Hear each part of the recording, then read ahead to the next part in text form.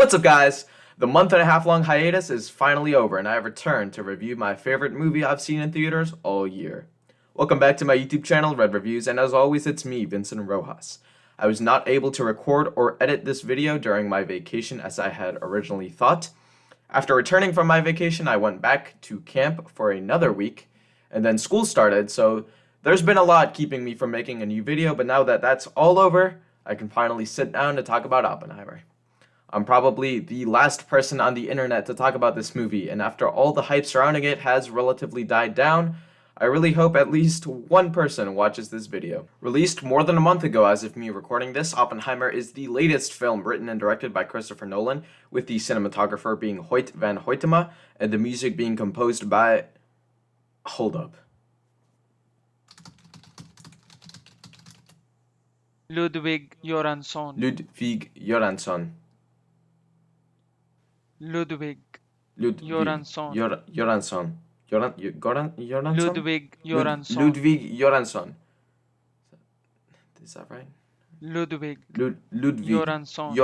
Ludwig Göransson. Hoyt van Hoytema has previously collaborated with Nolan on Interstellar, Dunkirk, and Tenet, as well as having shot Let the Right One In, The Fighter, Her, Spectre, and Nope, among others. Ludwig Göransson has previously collaborated with Nolan on Tenet. Oppenheimer stars Cillian Murphy, Emily Blunt, Matt Damon, Robert Downey Jr., Florence Pugh, Josh Harnett, Casey Affleck, Rami, Malek, and Kenneth Branagh, as well as a few other cameos I don't want to spoil. This film is adapted from the book American Prometheus by Kai Bird and Martin J. Sherwin, which is a biography of Oppenheimer written in 2005. I originally saw this movie in a movie theater in Spain the weekend after it came out, and the screening was in Spanish with English subtitles. But I rewatched the movie in Maryland this weekend, and I think that a second viewing was really worth it.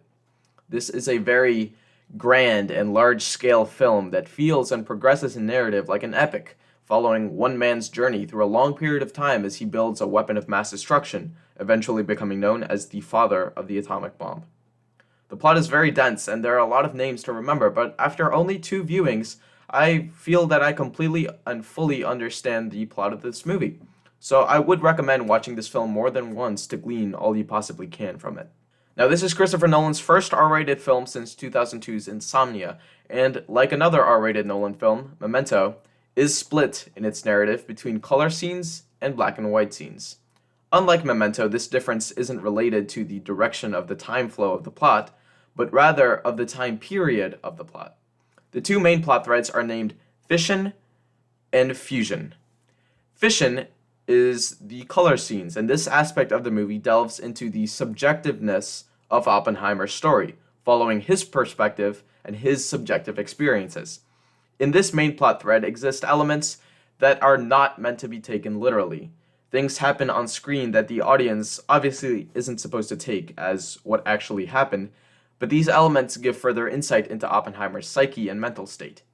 The other main plot thread, fusion, is the black and white scenes, and this thread centers on the objective truths of Oppenheimer's tale, taking place years after the fission part of the movie and mostly following Robert Downey Jr.'s character, Lewis Strauss.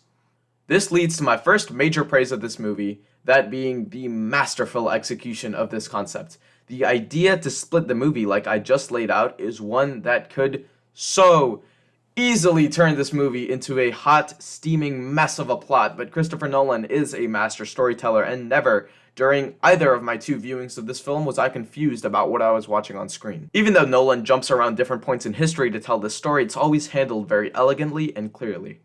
Each of the 3 acts in this film, which I'm pretty sure are separated by the screen fading to black between acts 1 and 2 and acts 2 and 3, are pretty much equally engaging in my opinion.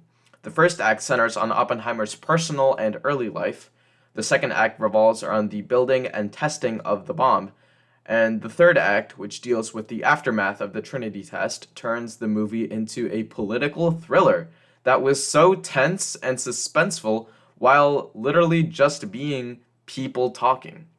This act even has a twist antagonist, which was so surprising and yet still made a lot of sense. Another point of praise is the marvelous performances in this film. This is easily the best acted movie I have seen all year. Every actor is giving their role their all, no matter how big or small it is. Cillian Murphy in particular is giving 110% in his role as the titular character, and it helps that he looks the part as well. I have rarely seen him as the lead in a movie. I've usually only seen him as a side character or antagonist.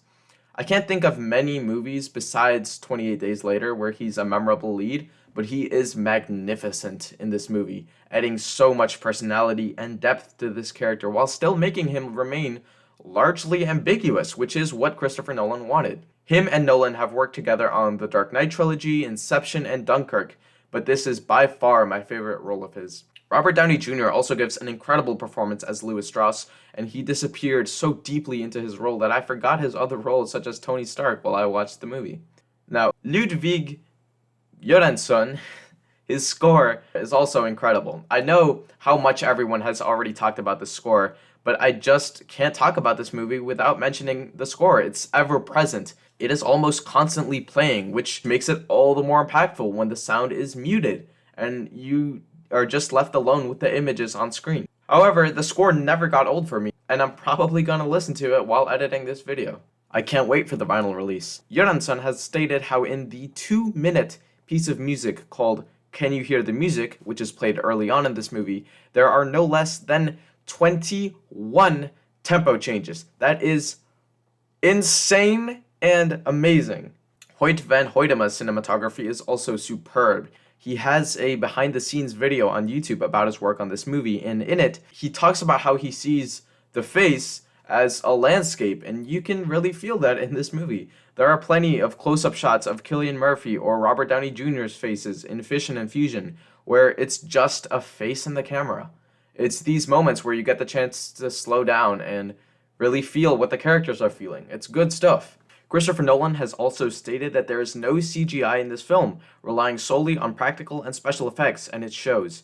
This movie has a technical resolution and realism that I haven't seen in many other films. Additionally, the black and white scenes in this movie were created using special IMAX black and white 70mm film rolls, a technology that didn't exist before the making of this film. Kodak specifically made them for this film. This movie is so awesome that they had to make technology that didn't exist before. Unfortunately, I wasn't able to see it in an IMAX 70mm film screening since there's only 19 theaters in America showing it in this format and 30 of them worldwide, none of them near me. I wasn't even able to see it in regular IMAX, but this movie is really good regardless. One aspect of this movie a lot of people have mentioned is the length. It is exactly 3 hours and 0 minutes long. I did not feel the length in this movie once while watching it. The movie flew by. It's insanely well paced.